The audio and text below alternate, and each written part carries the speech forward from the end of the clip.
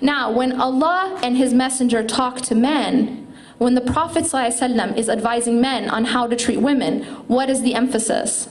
The emphasis is in terms of kindness and love.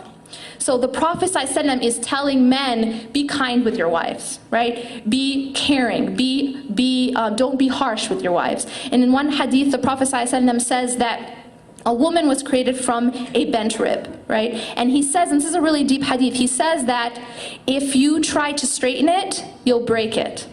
But if you leave it as it is, you'll enjoy it. So what does that mean? Well, women are a certain way, and they're created that way, right? We didn't bend our own rib, we didn't make the rib bent ourselves.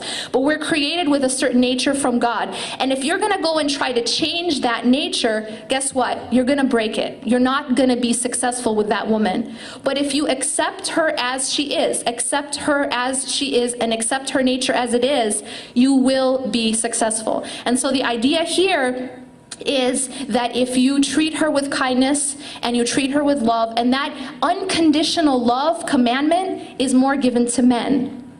Because men, on the other hand, have the idea usually, on the mirror of the women, is that I'm only going to be kind and loving to my wife when she's respectful to me.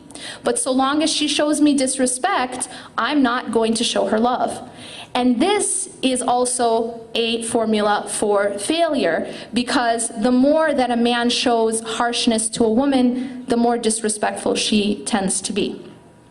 Now, one really beautiful example of this is the example of Umar radiallahu anh. Now, when you think about in your mind who is the most manly man there is that you can just think about, big masculine man, you think of usually Umar ibn al-Khattab. This is one of the most manly men you can think of, right?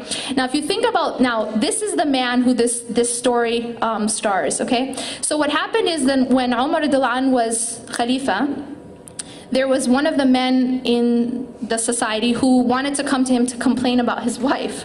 Now, I guess the women of Ansar were kind of strong, right? So he was gonna go complain about his wife, and then when he got close to Umar radiallahu anhu's house, he heard Umar's wife raising her voice to him, and he kind of turned around to go back. And Umar radiallahu anh came out and said, asked him why he came, and he said, well, actually I was coming to complain about the same problem that you have. So Umar radiallahu anh at that time told him something very wise, and he said that my wife, she cooks for me, she cleans for me, she takes care of me, and she takes care of, my home, right?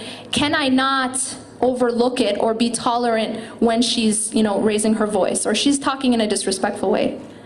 Now the point here, there's a really deep lesson here, and that is that Umar radiallahu anh understood that to be a man, I mean, you definitely wouldn't call him unmasculine, right?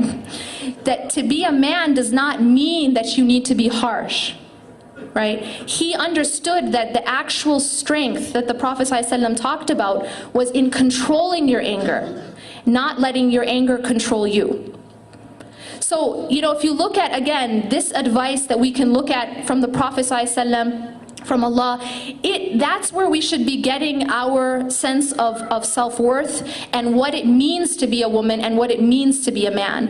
And until we can use that as our standard, rather than society, rather than, popular culture, we're never going to be successful.